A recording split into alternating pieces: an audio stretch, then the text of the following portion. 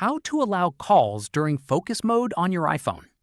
This feature lets important calls come through even when focus mode is enabled, so you won't miss calls from the people you choose.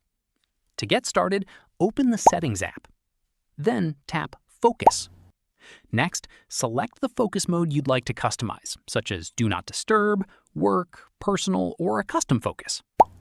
Under the Allowed Notification section, tap People. Here you can tap Add People and select the contacts you want to allow calls from while focus mode is active.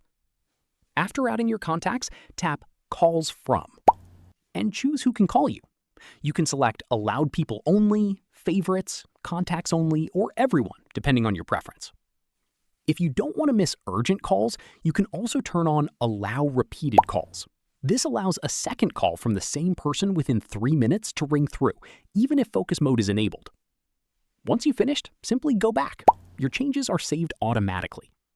And that's it. You've successfully allowed calls during focus mode on your iPhone. If you found this tutorial helpful, don't forget to like this video and subscribe for more quick iPhone tips and tutorials.